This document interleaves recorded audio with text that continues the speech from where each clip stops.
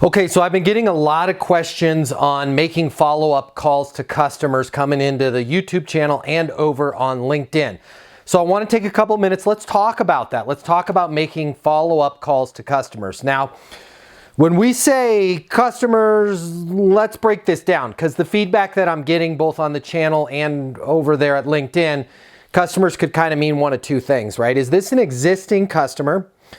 Or is this a prospect? I'll kind of cover both of those, but on the existing customer side, that, not to throw too much at you, but that actually breaks into two areas. Is this an existing customer that I'm trying to sell more stuff to? Or is this an existing customer that I just want to follow up with? I just want to create the relationship. So let's talk a little bit first about the mistakes that pretty much all of us make when we're making follow-up calls to customers. And it's not our fault. It's just kind of the first thing that comes to our mind and we end up doing it.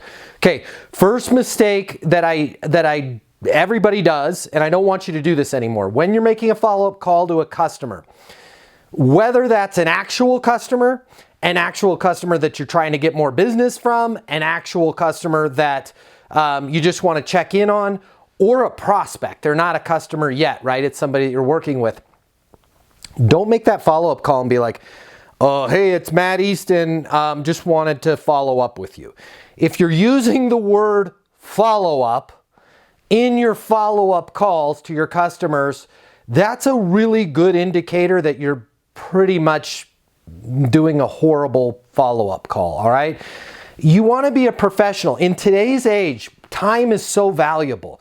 Everything's running at 1,000,000 miles an hour. The last thing that you want to do is be that person that's annoying, that's irritating them, that's, hey, just following up. Nobody likes to hear that, okay?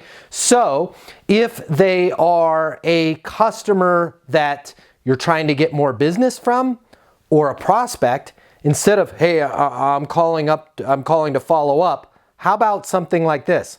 Hey, I've got a great idea for you. I'm not sure if it's for you, but give me a call back. I want to run something past you, right? I want to run some, hey, I've got some more information on bump that we talked about. Just jump right in, but bring value. Either bring a new idea to them or bring something of value to them. Hey, I did some research. I've got a few things I want to run past you. Don't be calling, hey, I just wanted to follow up because, you know, there's nothing going on at my office, so I figure I'd bug you. I know you're not doing that, but that's the vibe that you send. Here's the other mistake that we make when we're following up with customers where we're not trying to grow the business. We literally just want to follow up with that customer. We end up either consciously or unconsciously trying to bring problems on ourselves. So those calls go like this, right? Let's say you want to do the right thing, right? You want to let this customer know that you appreciate them, but you end up saying this.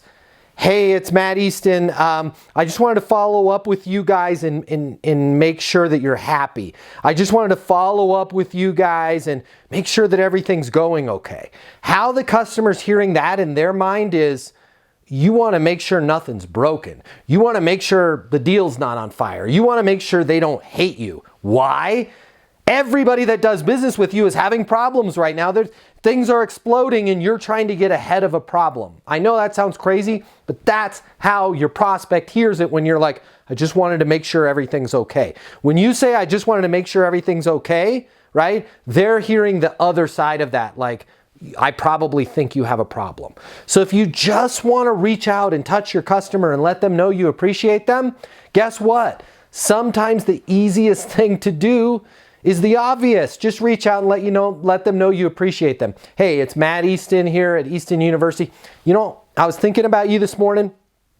I just wanted to let you know how much we appreciate you being a customer. Nothing else. I'm here for you if you need me, but I just wanted to let you know, I needed you to hear it from me. I appreciate you being a customer. Try that out. Hopefully I've covered most of your questions. If you've got any more, I'm here for you 100%. If you want to get better, if you want tips, please subscribe to the channel. I am here for you. And I'll see y'all on the next video. Hey, can you give this video a like, by the way? Give it a like. I'll see you soon.